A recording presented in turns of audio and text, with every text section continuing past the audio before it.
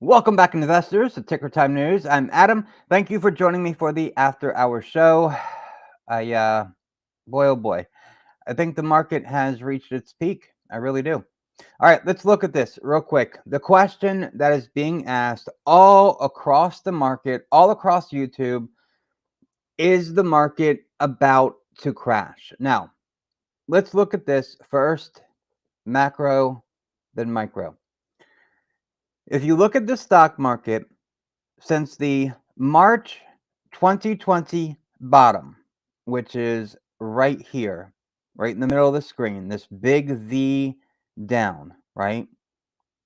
From that bottom of March the 25th, 2020, all the way to the top of the market, that was hit right here on January the 4th, 2022. Almost 2 full years of the market rallying, making, this is the key word right here, making higher lows. From March 2020 all the way up to the peak here. The stock market, this is the S&P 500 that we're looking at, and the other indices are pretty similar. It was making higher lows. So every time, even down here, right above my head, higher lows, even right here with this low on September the 23rd, 2020, and then this low right here on October 30th, 2020. It's close, but the October low was still higher. All the way up, higher lows, higher lows, higher lows, all the way up, higher lows. And then we made this low here back on October the 5th, 2021. And then we rallied, went to new all-time highs. But here's what has happened recently, and this is important. This is what gives me pause to say, I don't think we're going to continue to rally. If you look at this low that we made right here, October 5th, October 6th, I guess the lowest point was October 4th. And the stock market closed at 4,300. 4,300. Remember that number. 4,300. On October 1st, the S&P 500 closed at 4,300. Now let's fast forward over here to January the 24th, 2022.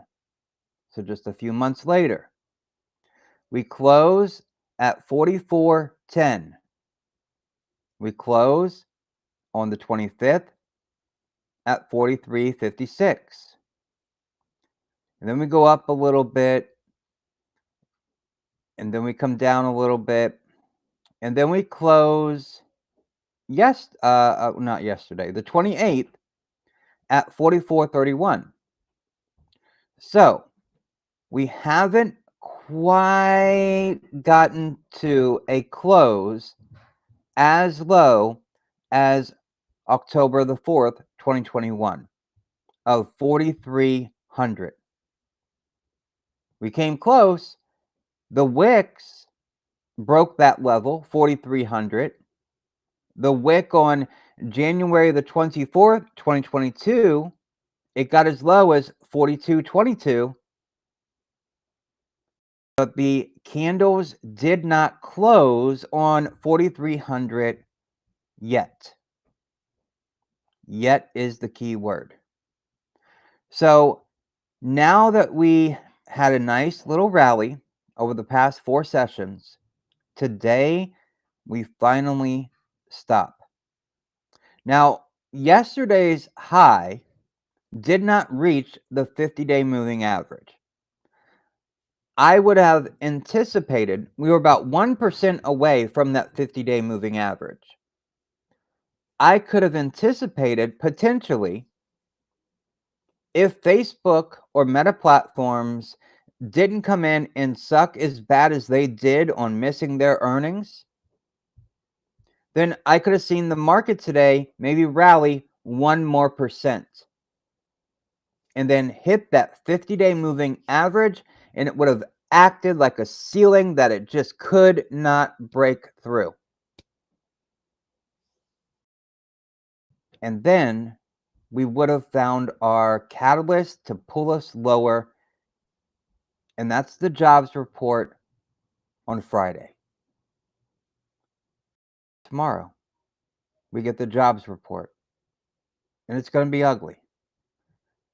There's notes going around saying, don't freak out. What does this say here? Memo to markets. Don't freak out if the January jobs report is weak. And in the article or opinion piece, they say to keep your expectations low for Friday's January jobs report and blame it on the Omicron variant. That's what the government is saying before the numbers are released by the U.S. Bureau of Labor Statistics on Friday at 8:30 a.m. Eastern. They're saying to blame it on the Omicron variant and to not freak out. Well, you know what the market's going to do when that jobs report on Friday comes in weak? It's going to fall. And it's going to be the catalyst that leads us lower. Okay? When we get down to this area right here, and I'm going to circle it because it may take a few days to get down here. When we get into this area right here, that's when we really need to worry about a potential market crash. When we close, and that's important, it has to be a close below 4,300 on the S&P 500. Real easy to remember, or just write it down. If the S&P 500 closes below 4,300, then we've got a problem. Because then, on a technical basis, then we have closed at a lower low. And that, technically speaking, is when the troubles really begin. And technically speaking, if we break below 4,300, that's when you could see a market crash. Now, let's get two things out of the way about this. Number one, what is a correction? And number two, what is a bear market? For one of those two to happen, okay? For a correction to happen, the market needs to go down 10% from its recent high. So if we use the high on January the 4th, okay, and we just go straight down 10%,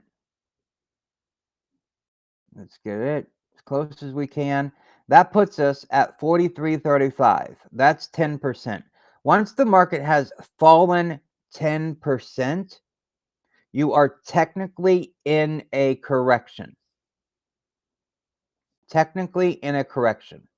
Now, if the market falls 20%, and we'll go right up here again to capture this high on January the 4th.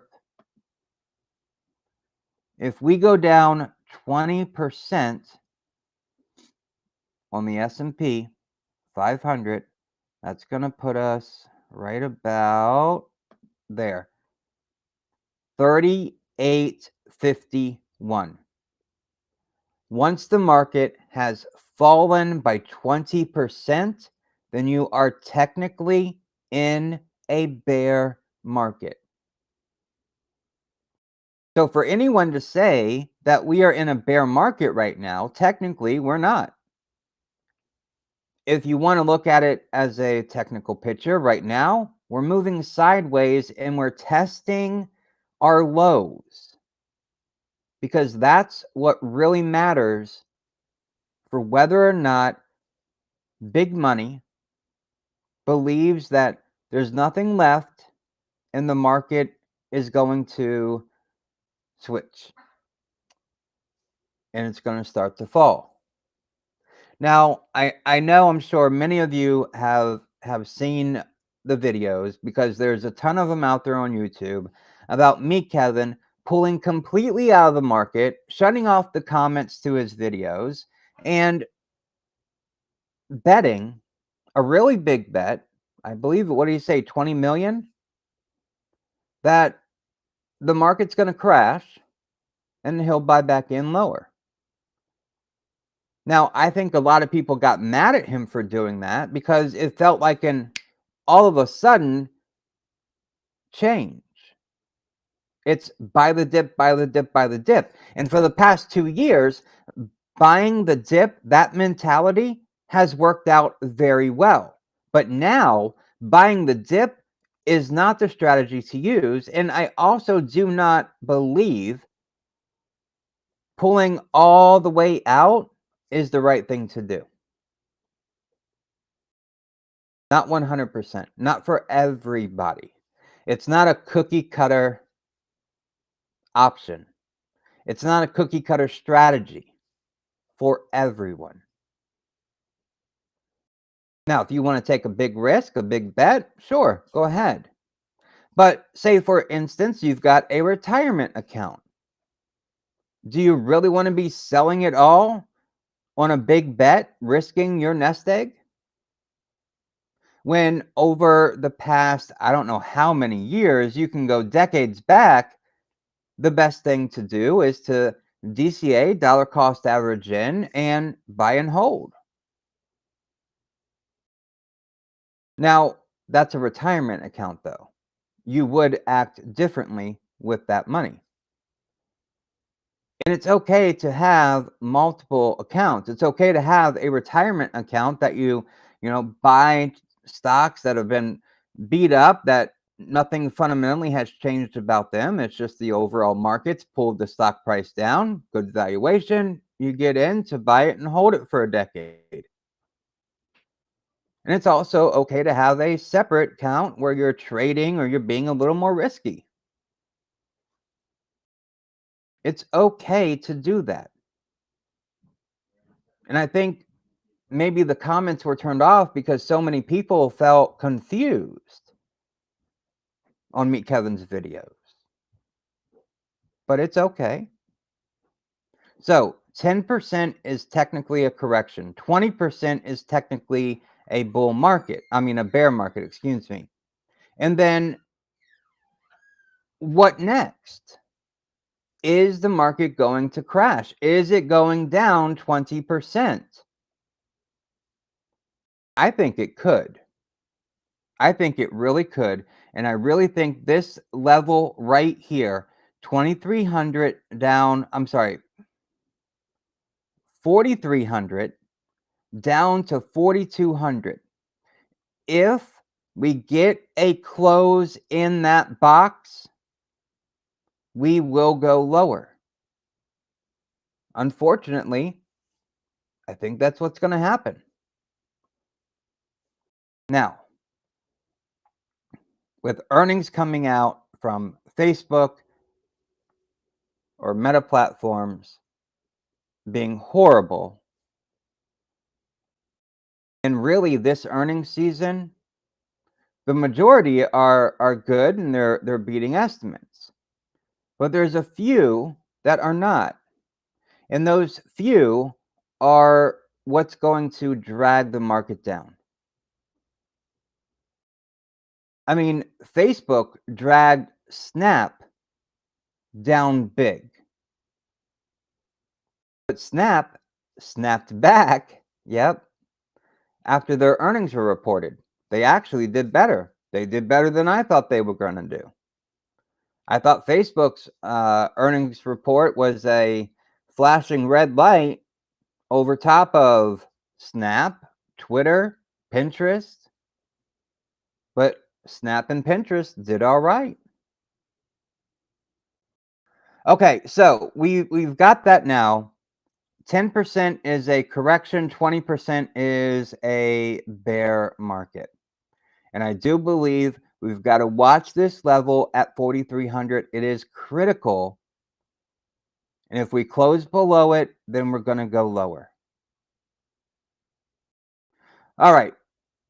Enough of that talk, right? We'll see what's going to happen. But I do have to say though that if you believe the market's going down, you can always bet against it. You can use, instead of an ETF, you can use an ETN, which is linked directly to an indice, and you can go bearish on it. It's an inverted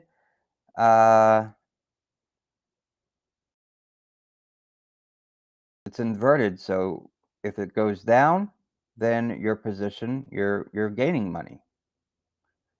I used them when the market was going down, starting right here on, let me get this out of the way, starting right here on the 18th of January, and used it all the way down. And then once we broke this 4,300 level on the intraday, then sold out on the way back up.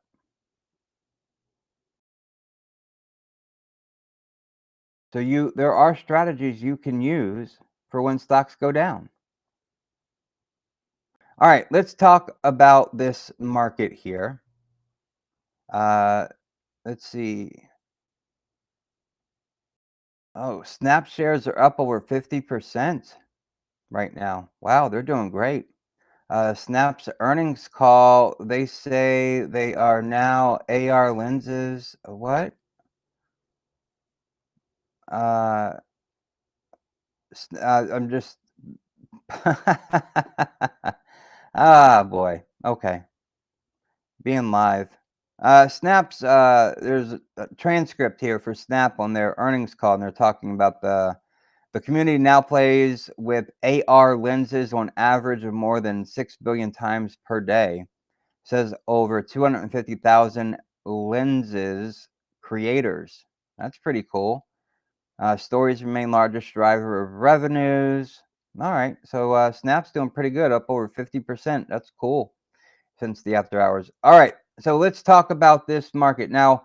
The Nasdaq, it's saying 3.7% today, dragged down, of course, by the 26% plunge in shares of Meta Platforms after earnings and outlook from the Facebook parent company. It disappointed, just wasn't so good.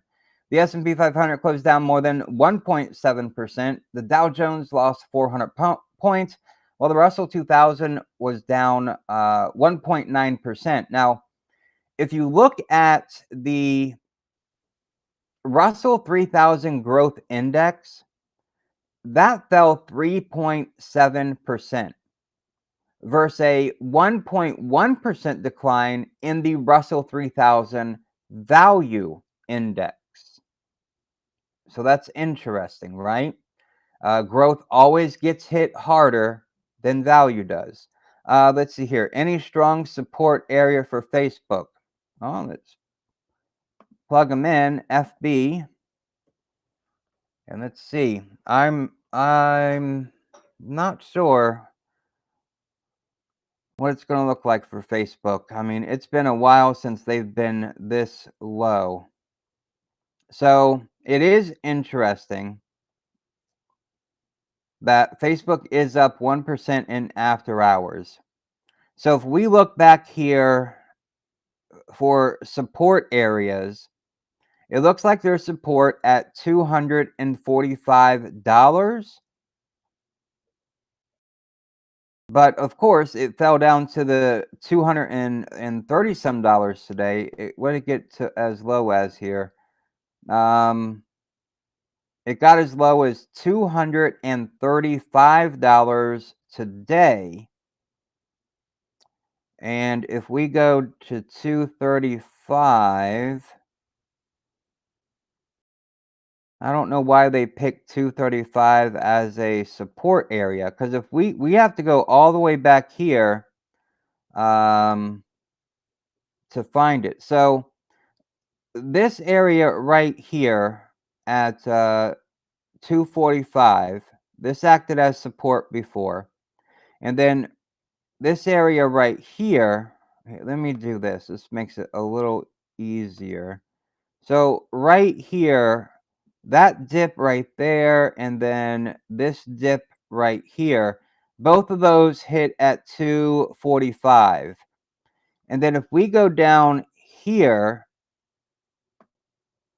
this area right there, and then this area right here, this puts us around 230. $230, 230, maybe down as low as 225. I think that area looks interesting. And then if we go look at, I'm going to open this up and go in a little, go to a 1 hour chart to look at today. So today, really, this first one right here, this sank to a low of 237, and that was the 235. All right. So looking at this, let me go back to the daily here. So looking at this, it looks like if we go back here in time, maybe 225 to 230 might be a low area that you could use as support, and it looks like they're trying to find support around the 230 area up to this 245, because right now it's sitting at $240.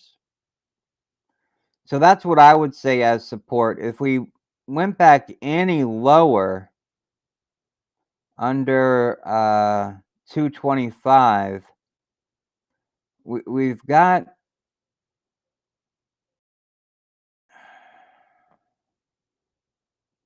we don't really have much because we've got a little gap up here and a rally, a couple peaks. To really find support below that, you have to go down to $200.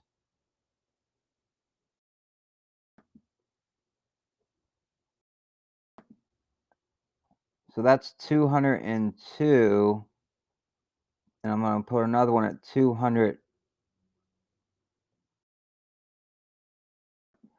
which are really close together. So that would be the low right there. But I'm really looking at 230, really maybe up to 245. That $15 spread in there. That's where the most recent support areas were prior to the last rally that it had, and then of course this pullback and just complete drop off. So that's where I'd be looking for it at. But yeah, Facebook usually makes money. So it not making money this time was definitely interesting. Etsy valuation has come down as well. Looking good here. Any strong support area. All right. So unfortunately, right now is not a very good time uh, for looking for support areas. And the reason I say that is because a company like Etsy, for example, when this market falls, and just let me do this. Let me show you this real quick. The top right here for Etsy was at 307. So if we come down to 307, and we just measure the fall to where it is right now, that's a 59% pullback, right? Well, while Etsy has pulled back 59%, the S&P 500 is maybe at a 7% on the year. So growth companies like this are going to fall much, much further as the S&P 500 comes back down. And, like I mentioned before we looked at Facebook, just looking at the Russell 2000 Russell 3000, excuse me, growth index, that fell 3.7% today. But the Russell 3000 value index, it only fell 1.1% today. So growth stocks are going to fall much, much further than your typical value stocks when the S&P 500 is also coming down. So even, with Etsy right here, when the S&P 500 was rallying, I mean, it got 2 days of a 4-day rally. So it really missed out there. And that's going to be typical for a company like Etsy. Quite frankly, if the stock market is going to go into bearish territory and fall 20%, I mean, this could just wipe Etsy out completely, and you could end up down here at $70. So right now is a really cautious time in the market.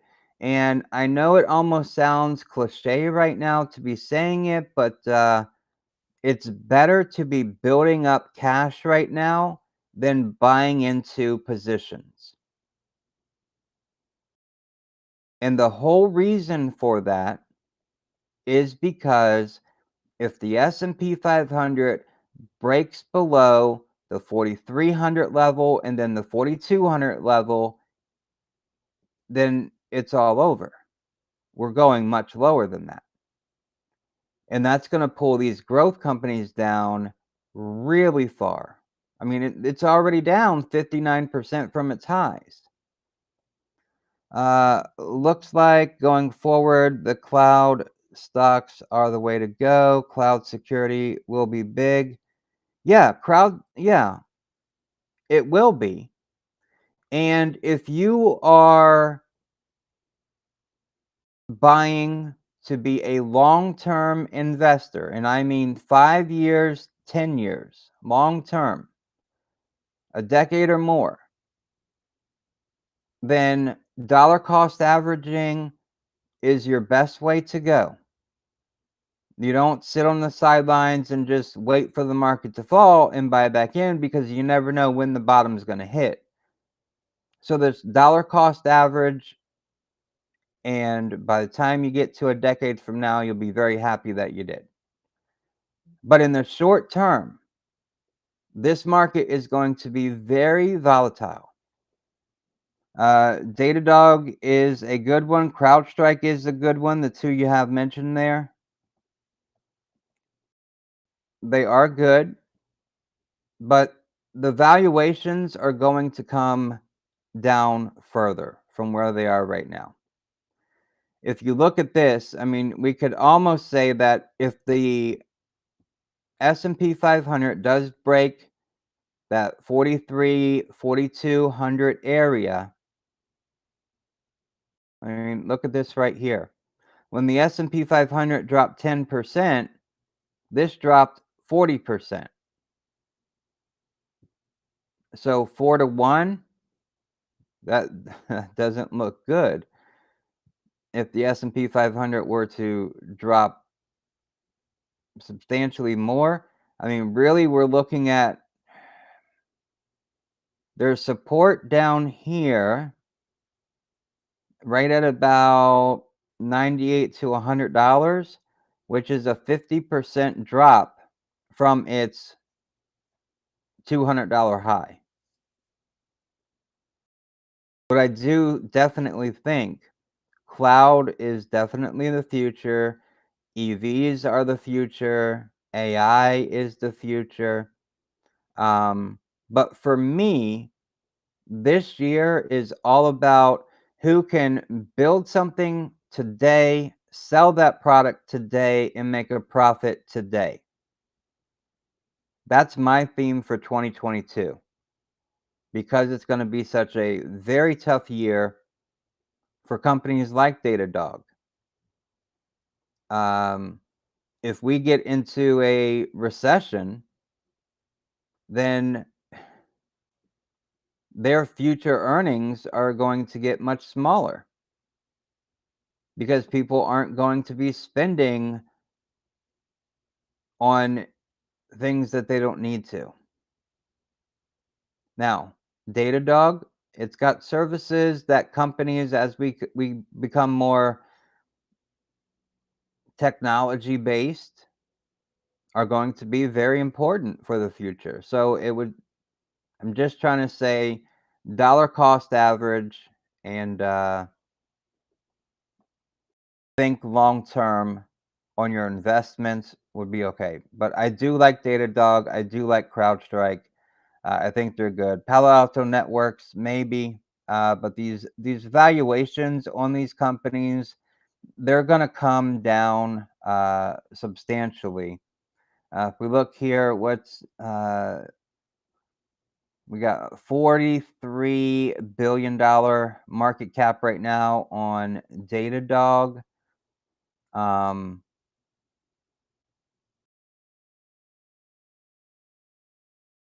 so 43 billion, and it looks like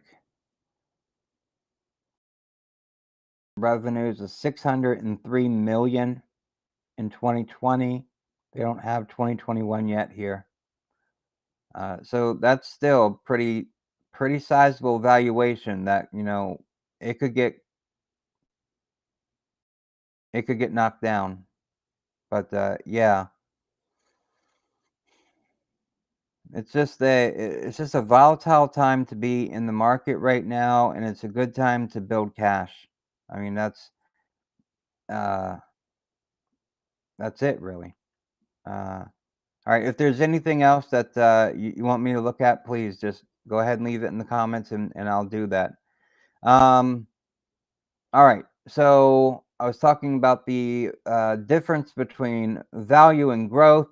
Value dropped off much further than growth did, and that'll be a common theme throughout 2022. Now, as far as the market went today, there weren't really any convincing efforts to buy the dip that I saw. And the longer the day went on, the more it seemed to weigh on the overall risk sentiment in the market. 10 of the 11 S&P 500 sectors actually closed lower in a steady decline all day. No, haven't done Gopro yet. That is coming up. Also, the 10-year yield, it rose by 6 basis points and ended up at 1.83%. And oil topped $90 a barrel today. It was up 2.3%. The S&P 500 communication services, it was a big loser, down 6.8% today. Consumer discretionary was down 3.6 per day percent, and information technology down 3.1%. They were the biggest weakness in the market today. Now, consumer staples, it was actually up 0.01%, if you could call that up. That's really like flat. But yeah, it was up fractionally higher due to its defensive qualities. Now, today's losses tested the resolve of buy the dip mentality from the previous days, because everyone's been buying the dip if we look at the S&P 500 over the past few days, right? At least take some solace in that the S&P 500 did close above its 200-day moving average today. and its 200-day moving average sits at 44.42 right now, which is good. Maybe we can get a little bounce off of that, but I'm not seeing it. I'm not seeing it at all. I think we're going to sink below it tomorrow. Also, the NASDAQ 100, it fell back below its 200-day moving average, and that's at 15,032. Meanwhile, Amazon has just been kicking it in the after hours. AMZN is the ticker symbol. Amazon was up 15% last time I checked, and it's up 14.3% in after hours after being down 7.8% during the regular session today. So the red down here, this is where Amazon was at the close. Okay. Well, they are much higher right now, sitting right here. That circle is where they are now, and this circle is where they closed at today. So nice big 14.5% jump right there. Over a $400 move for Amazon right now. All right, here's where we stand so far with the major indices. The Dow Jones is in first place, but it's down 3.4% year to date. The S&P 500 is down 6.1% year to date, and the Nasdaq is down 11.3% year to date, which puts it back in correction territory.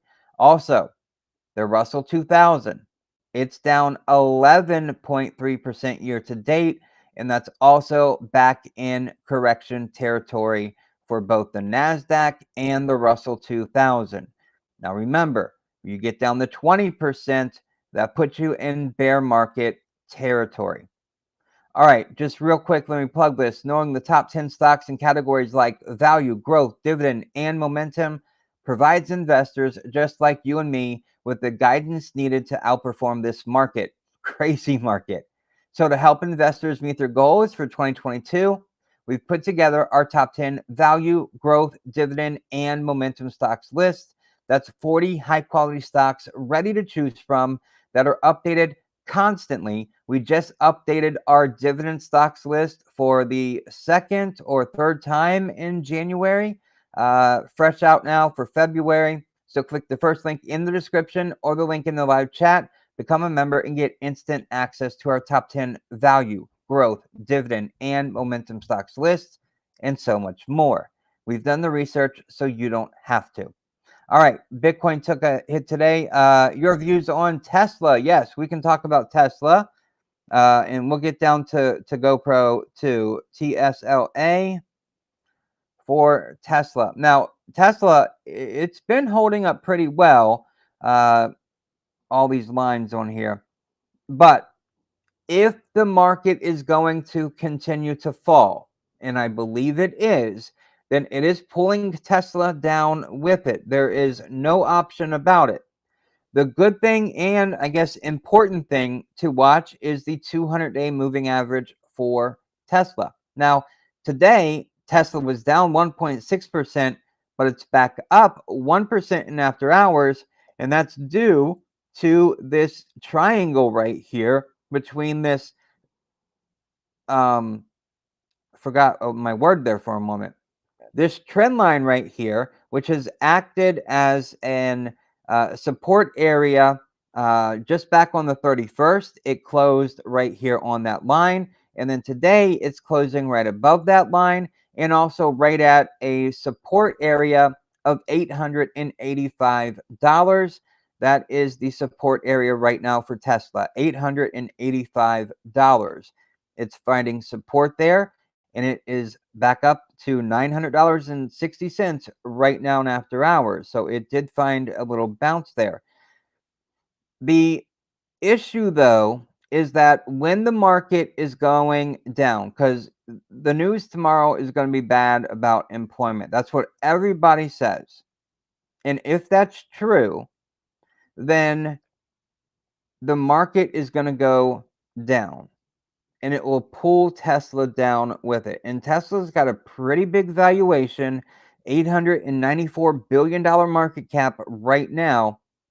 So we need to, I guess, start thinking about areas of support. The first thing that I would watch is that 200-day moving average, because psychologically that can act as a support area that we found right here on January the 28th.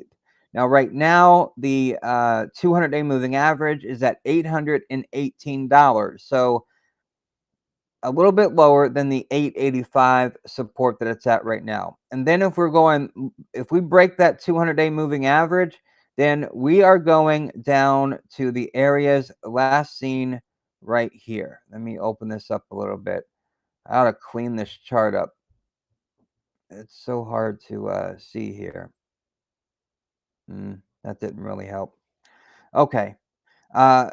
We've got support down here at about $700, and that's a big fall from $900.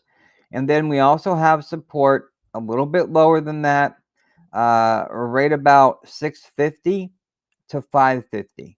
That would be the area that I would look. If this market's going to go down and we turn into a bear market, then this could easily get back to 550 a share. And that's a pretty big fall. I can't even measure from that high down, but I'm measuring to the 200-day moving average, which is a 32% fall from its high, its most recent high, down to that 200-day moving average. So that's a 32% discount. I think that can go to a 60% discount if the market breaks that support. S&P 500, it's the 4200 area. If it breaks that, everything else is going down too. So quick thoughts there on Tesla. Watch that 200-day moving average. Right now, that's at $818. All right. I want to talk about, just real briefly, I want to mention Amazon here because they had a blowout earnings report. EPS, this completely shocked everybody.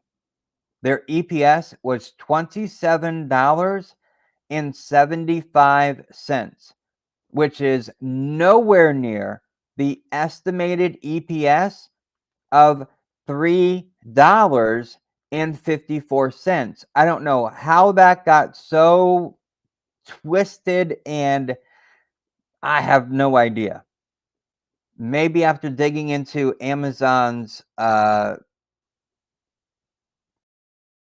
call, their earnings call, maybe they made a change to how they report their EPS or what have you, but $27.75 is what they reported as their earnings per share, but the estimate was only $3.54 per share.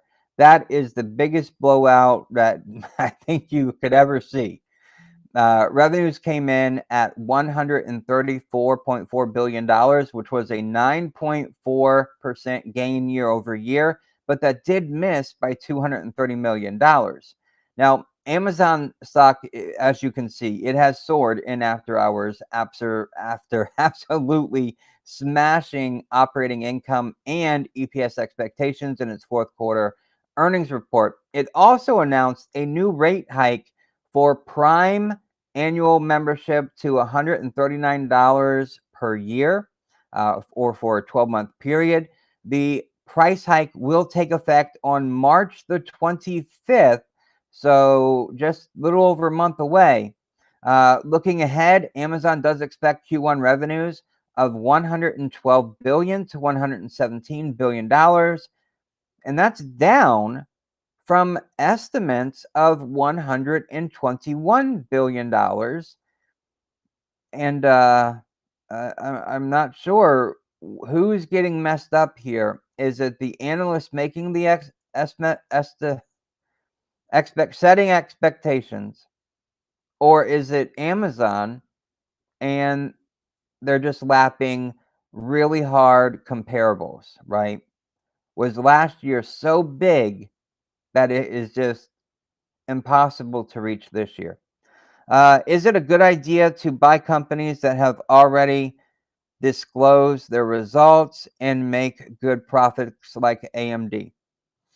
Okay, that's a really, really good question. A really good question.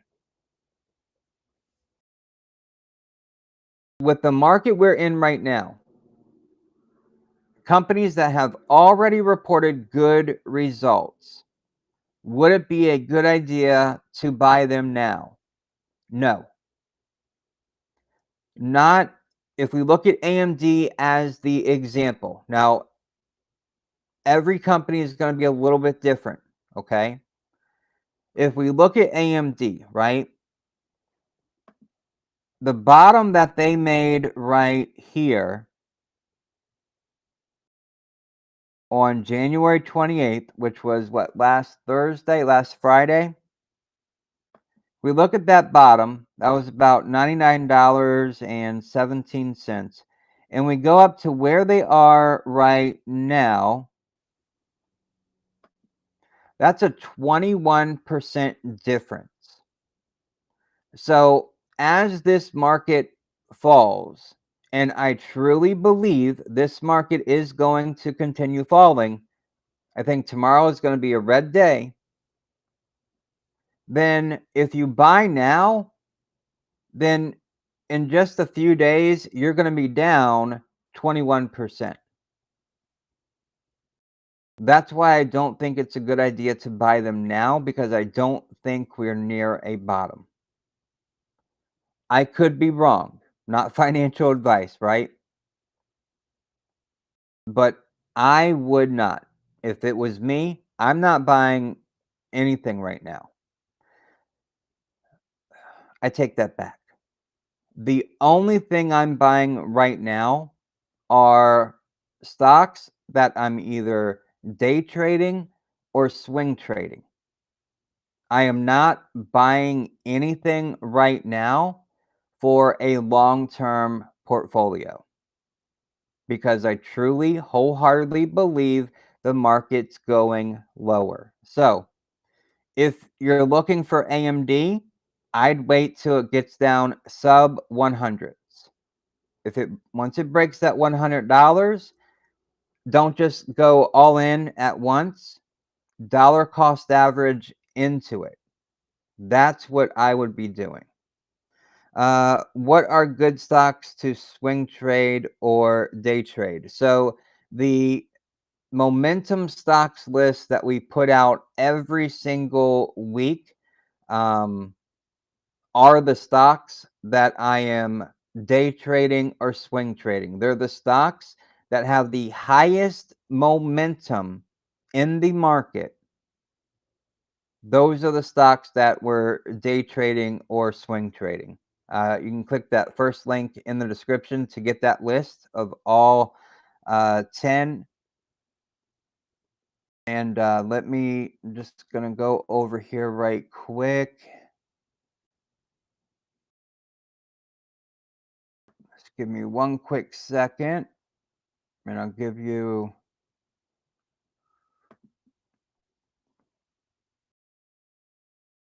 All right, it's loading.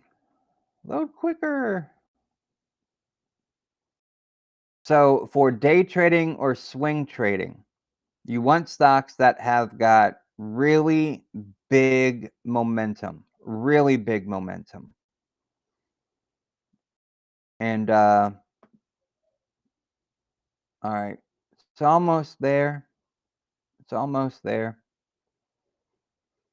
All right, so every week I put out a fresh list of the top 10 momentum stocks, and I'll give you an example here. So on our list for this week, and I'll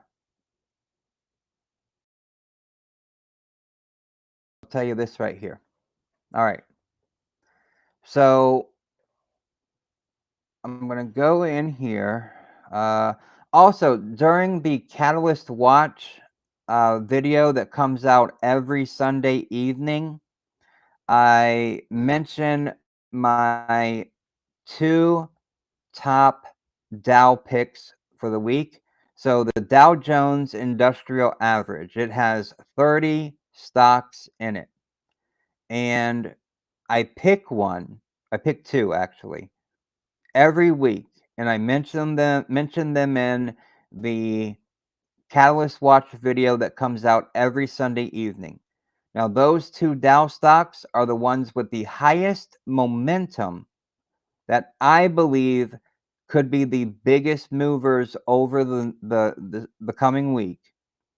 And last week, ExxonMobil, or this past Sunday, ExxonMobil was one of those momentum stocks, right?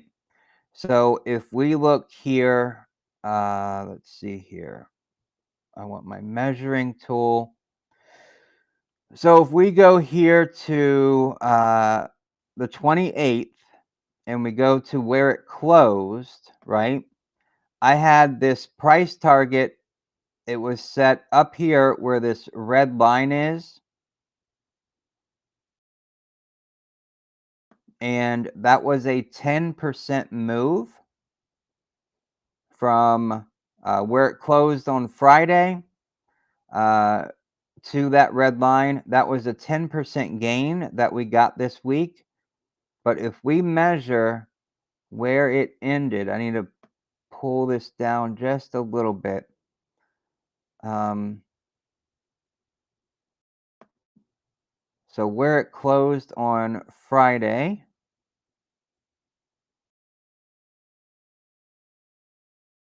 right here, and then where it peaked after it broke that line there was just over 10%. But right now it's sitting at about 5.9% if you would have held it past this line. But I sold and got out of this trade once it broke this red line. I had the limit order already set for it to sell once it broke that period there, that price point there. So that's an example of doing a day trade that worked really well this week. There's a lot of energy companies right now that are high momentum. And if you look down here at the RSI for ExxonMobil, in the Catalyst Watch video, I actually split Exxon with Apple. The one caution that I had is that for Exxon, it was at the top of its relative strength, right? It was in oversold territory. On the 28th, when it closed on Friday, it was at a 76 on the RSI. And anything, above 30 and below are oversold, and then 70 and above are overbought. So this thing was up there at 76. And then we get to Monday, it had outstanding earnings. It ran up 6.4%. It broke that price target there, and RSI jumped to 80. So this thing was definitely oversold. And then we still had one more green day left before it came down today, and it only fell 1.1% today, which wasn't too bad. But this thing, the relative strength, the momentum has just been so high and so out there. It started back here on January the 3rd. The RSI ran up, and the RSI really peaked on January the 10th, was this red day right here. So it still had from $70, another $10, $12 in it before it finally reached its peak and started pulling back. So ExxonMobil was a really good one this week. And, another one that we've been watching for momentum, tapped in the wrong, FANG, which is Diamondback Energy. This is one that's got some pretty high momentum too. It's been kind of going back and forth here. Back to December 20th is when this rally that it's in right now has started. But yeah, it's right now the momentum. It got up to a 64 on the 28th, so on Friday, and then 62, 63, 64, and then today 62. So it's been hovering right there in the 60s. So it's got some high momentum on it, and only a percent or two here. If we go to close to yesterday, and yesterday was selling into strength, 1.6%. Right now, if you continue holding past yesterday, you're flat. But I think right now the market's going down, and even some high momentum movers. Um,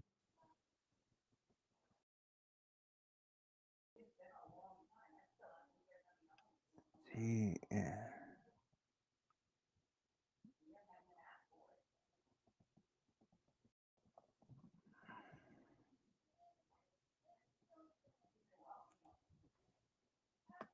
And typed in the wrong thing. Okay. This is another one that had really good momentum. This is Marathon Petroleum. There's a lot in the energy sector right now that has just been rolling with steam. So this one, it went all the way up 10.2%. And if you still held it, you'd be sitting at 7.4% still in the green. So that's another one that was on all these that I just showed are on the momentum stocks list from this past week or from this week, earlier this week. So those are some examples of what we put on the list that have worked. They usually, most of them work. So we have our top 10, and then we always throw in, a handful of bonus stocks. This week we had 15 total. Pioneer Natural Resource Company. This one was on the list too. Let's see here. The 28th, so it would have closed there. Ran up to 4.5%. Still holding it. You'd be up 3.5% on this one. So these are all examples. I'm literally looking right at the list and typing these in right off the list. This was a pharmaceutical company that we had on the list. And if we go the 28th, where it closed, it ran up to a high of 11.7%. And right now it's sitting at up 7%. So all of these that I just went over are examples that are on this week's momentum stocks list. I won't share the top 10. I don't think that's fair for the for everyone else that's getting the list, but you can definitely get this list too. We send it out every single week, and then of course we also do the top 10 dividend, growth, and value stocks every single month. Those are updated multiple times a month, but the momentum stocks list, that's updated every single week. And so far this year, we've updated the value, growth, and dividend stock list at least twice so far this year. And we've only been going for a month so far this year. So check out that first link in the description or the link in the live chat. Yeah, it's a good list to use. It really helps out everyone. I definitely use it myself throughout the week, and I know the other guys and gals that are get the list. They enjoy it, they use it, and it works for them. And I think what I'm going to start sending out is the gains that we get from this list as well, because it's pretty darn awesome. Okay. Let's see. What else do we want to talk about here? I still got to do the deep dives. Haven't done those yet. I enjoy your questions. I love your questions. So just keep them coming. Okay. Let's go. I haven't checked in yet. I wanted to do.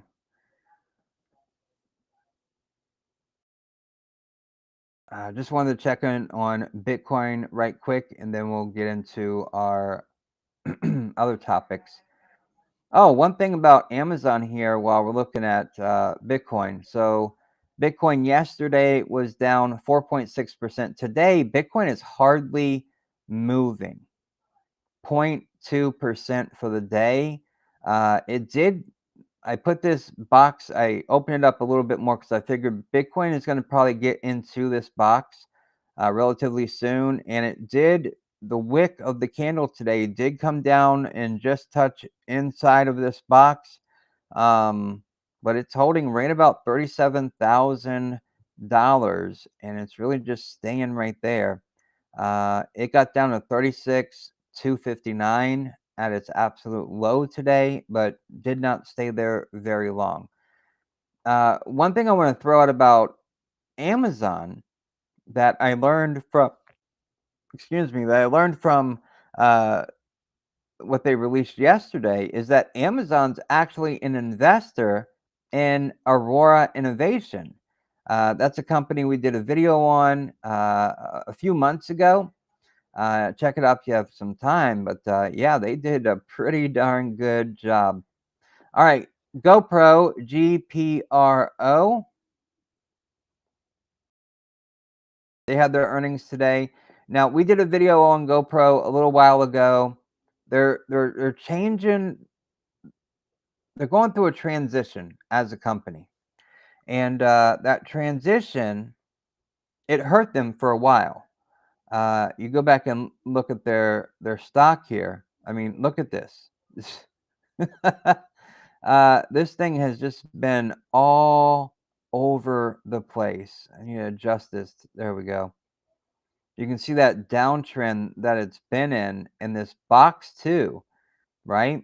It had this nice rally right here through 2020. It hit this top in March of 2021, and then it just started going down. Uh, and it's in this box area here. It's got this low down here at maybe about $7, and let's just call it 750, and this high up there at $13. But they actually beat their EPS by 6 cents, and they also beat their revenue. But the cool thing about it, that management feels confident about their company GoPro, is that GoPro announced a share buyback program.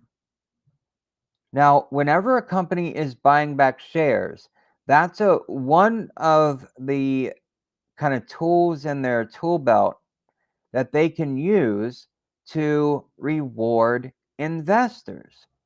It's similar to, paying out a dividend. They have the option to pay out a dividend, or they can buy shares back. And when they buy shares back, that means they're going to cause the stock to go up over time, or in a down market, stop the stock from going down too far. So that's something that it shows a lot of confidence in GoPro, in the company, that management is doing a share repurchase program right now. So that's really cool for them. Vista Outdoors also reported. VSTO is their ticker symbol. Now, they reported their Q3 earnings. They had EPS of $2.10, and that actually beat by 18 cents. And they had revenue of 795 million, which was a very nice 38.3% year-over-year gain. and that actually beat estimates by $48.21 million. Something else really cool is they raised their 2022 guidance. They're expecting total sales for the this upcoming year of 2.97 billion to $3 billion, and that's off of estimates at 2.94 billion. So that they're looking like they're going to have a good year. Okay, let's do this. I want to talk about MarineMax for just a moment. Ticker symbol is HZO. And then we'll do our deep dive on Facebook also, or meta platforms. You want to call them that? I'm just so used to saying Facebook. I guess I could say Facebook's parent company, right? All right, so here's MarineMax, right? This thing has just been moving sideways in a slow, very slow uptrend. If we can put a line across here like this shows you how slow it's been. Just like that. See that purple line? It's a really, really slow uptrend, and that was until they broke below it. And here, this can show you that it's in a trading channel when you clone the trend line, right? And then you bring it to the top, and then it fits up there perfectly like it's a piece of a puzzle. That's how you know it's in a trading channel. Now, it has recently here dipped below that that trading channel, and that's of course when the market came down, because the market is going to pull it down. Now, they just had earnings here. I'll put a vertical there for that earnings. Go back here and do the same. They also had a buy signal right here on the 24th of January. When it bottomed out right here, we got a buy signal on the RSI and MFI, and that's the relative strength index plus the money flow index, and that just reads momentum. It lets you know, it does a really good job of telling you when bottoms are and when tops are. So, okay, let's talk about MarineMax. Ticker symbol is HZO on a play of H2O, water, right? All right, so MarineMax is a new member to our top 10 dividend stocks list that went out last night to all members. And if you'd like to have instant access to it, just click the first link in the description. So, MarineMax is the nation's largest recreational boat and yacht retailer. It focuses on premium brands such as Sea Ray, Boston Whaler, and Hatteras, among many others. MarineMax sells new and used recreational boats, and it also provides yacht brokerage and charter services. MarineMax also owns Fraser Yacht Group, which is a super yacht brokerage and luxury yacht service company. MarineMax currently has over 100 retail locations. Last week, MarineMax reported strong results for Q1. Revenue was up 15% year over year to $473 million, despite lapping a very difficult quarter last year. It's got a 9% same store comparison, which was driven primarily by unit sales growth, which is notable given that there is continued industry-wide supply chain challenges.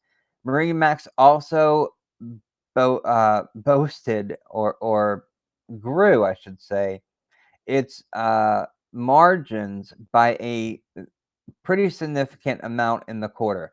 MarineMax argues that the foundational shift of customers' renewed desire for the boating lifestyle continues to build as both demand and backlog remains very high ahead of its peak selling season, which is this spring and summer. Now, something of note, MarineMax increased its fiscal year 22 guidance, or EPS guidance, I should say, to $7.10 $0.60 to $8, which equals out to a 6.1 times PE, right at the midpoint. And it has nicely beaten, and it's nicely ahead of its 6.78 $6.78 for its fiscal year 21. So it's on the list now. It's one of our top 10. And again, you can get access to that by clicking the first link in the description. Okay, let's talk about Meta Platforms. Ticker symbol FB, still for Facebook.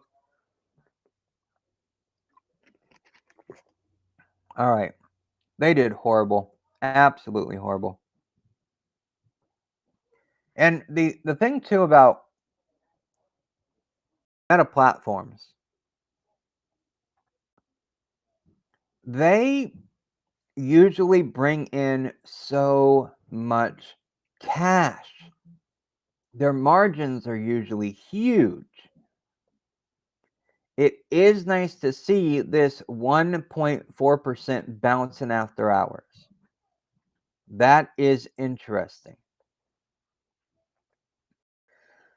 So, to put it mildly, Meta Platforms' first quarterly report since changing its name from Facebook was a complete disappointment, especially since Alphabet's impressive Q4 21 results that they announced yesterday that lifted expectations for a strong showing. With Facebook missing EPS estimates and issuing downside Q1 22 revenue and a divergence in its performance versus that of Alphabet is quite stark. And it raises a lot of red flags. Snap, they were able to snap back. Pinterest didn't do too bad. So why Meta Platforms? Those two social media companies, which reported tonight, they face the same issues. But why was Facebook's Q4 results such a problem? The privacy changes of Apple's iOS, they're still weighing heavy on Face or Meta's. Let's just call them Meta. How about that? Can we call them Meta for the purpose of this? Meta's advertising business, it suffered. Ad targeting accuracy diminished significantly because iOS users can now opt out of allowing apps to track their online activities. Consequently, the direct response ads that Facebook has, that they rely on so heavily, they've lost some people. They're just completely lost. To put this problem in perspective, Meta estimates that its reduced ability to provide targeted advertising will cost it $10 billion in revenue this year. Following Alphabet's upside report, there was hope that the impact of the iOS modification had lost some potency. That company specifically noted that strength in both brand and direct response advertising fueled YouTube's 25% growth. It's clear now, though, that Google is taking market share away from social media companies. Unlike Meta, the company does not rely upon third parties to accumulate tracking data since it stores a massive amount of user data in its own data centers.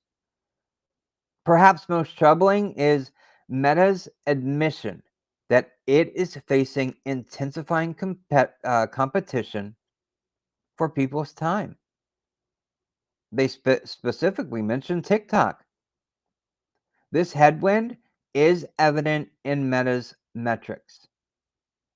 Facebook monthly average users, or MAUs, were flat on a quarter-over-quarter basis at 2.9 billion. Facebook's answer to TikTok's highly popular short form video platform is Reels, but the company is still working on monetizing that product. Until Meta can improve video monetization rates, ad impression pricing will continue to soften. Meta's view regarding the health of the advertising market is vastly different from Alphabet's. Remember that Alphabet attributed its growth to broad based strength, with the retail sector standing out.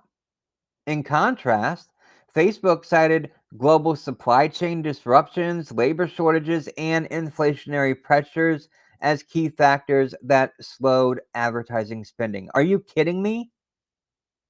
The divergence may be particularly, or maybe not particularly. Maybe it could be explained by a different makeup from Meta's and Alphabet's customer bases. Like, for example, Facebook has high exposure to small and medium sized businesses that has less of a cushion to deal with rising costs. In difficult times, the marketing budgets are often scaled back first, sometimes to zero. The main takeaway is that Meta is taking hits from multiple sides, and that's relief isn't anticipated until Q1 of 22. In fact, the company expects the iOS related headwinds to increase while lapping a period of strong demand from fiscal year 20. During this storm, Meta continues to hammer away at building out the metaverse, which CEO Mark Zuckerberg contends will be a game changing technology. However, full functionality of the metaverse may take years to build, making it paramount for Meta to turn its bread and butter advertising business around, or they won't be around to build the metaverse. All right, I know some harsh words there, but what else can you say? It's taken a beating, and we got to understand why. We we live, we learn, and we move forward. All right, let's talk about Spotify. SPOT. Spotify. There we go. Spotify Technologies. SPOT is the ticker symbol. Now, Spotify is taking a tumble today, even after the company reported a double-digit EPS beat and and 24% year-over-year revenue growth in Q4 that was essentially in line with the audio streaming platform's past quarterly growth rates. Its revenue guidance for Q1, it merely met analyst expectations, but Spotify has never guided revenues above consistent consensus since going public in 2018. So this should not come as too shocking to investors. What is perhaps more shocking is Spotify's lack of fiscal year 22 guidance. The company has provided full year guidance in every quarter since its IPO. So its decision not to issue fiscal 22 guidance, it could be spooking investors. Additionally, user growth has been slowing. In Q4, monthly active users or MAUs climbed by 18% year over year to 406 million, a slight slowdown from growth of 19% in Q3 21, 22% in Q2 21, and 24% in Q1 21. Also, Spotify is guiding to just 418 million MAUs in Q1, representing only a 17% growth year over year.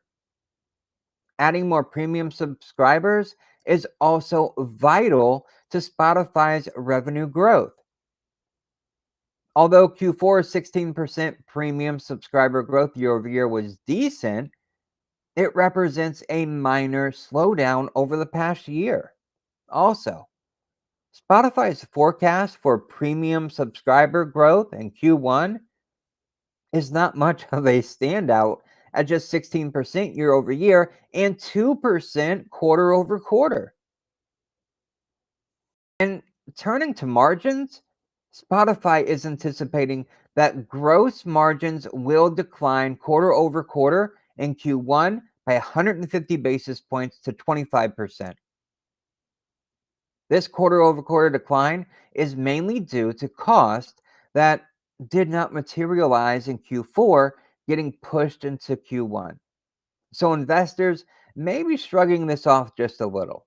Still, though, Spotify is a ways away from its long term gross margin target of 30 to 40%. Now, despite these rough patches, Spotify is nevertheless well positioned in the music streaming industry. Last quarter, Spotify did confirm that its podcast platform was number one in the US. In Q4, the company noted that it continues to see meaningful market share gains, providing some momentum for fiscal year 22.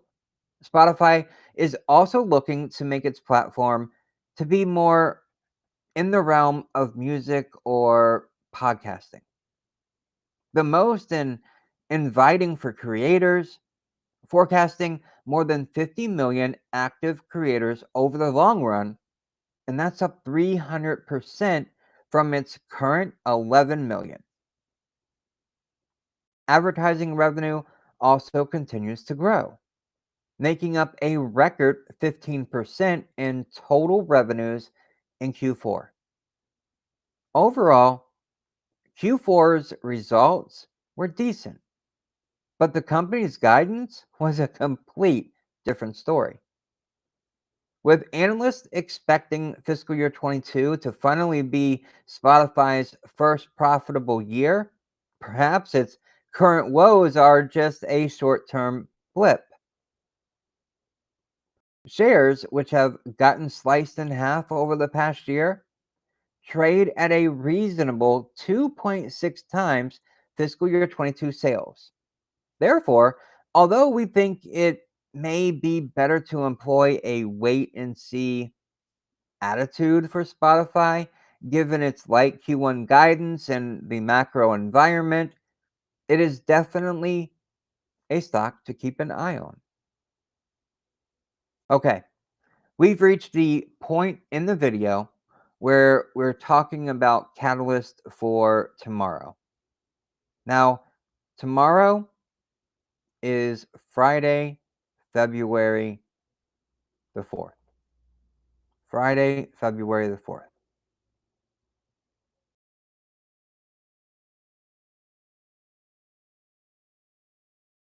The only catalyst to watch tomorrow is the jobs data. That's it. Because the jobs data is going to dictate whether or not the S&P 500 is going to be on a trajectory to fall into this box.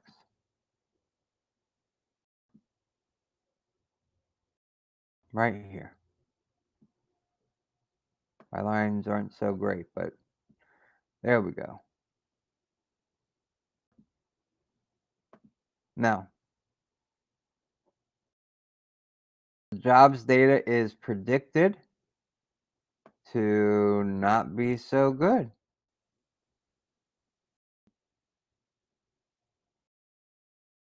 And if that's the case, then the market's coming down. We'll have another down day. But is that the catalyst that's going to kick off a market correction or a bear market? If we break between this 4,300 to 4,200 area, then we're going to a bear market. I think so. All right. That's everything that I wanted to go over today. Make sure you in this market, the best thing to do is to make sure that you are dollar cost averaging. Don't just jump into any position because if the market's falling, you want to bring your cost basis down with the market. And the best way to do that is to just dollar cost average on the way down. So when the market does find its bottom and starts turning around, you're in the market, your cost basis has been lowered, therefore, you will make greater returns as the market finally finds its bottom and starts moving up again. Okay, if you found this video to be helpful, informative, actionable in any part, click the like button, take the URL, share it wherever you can, and click the first link in the description to get our top 10 lists of value, growth, dividend, and momentum stocks, and so much more. All right, ladies and gentlemen, thank you for joining me today, and I will see you tomorrow after the markets close around 5 o'clock p.m. Eastern Time. So have a wonderful evening, and I'll see you in the next video.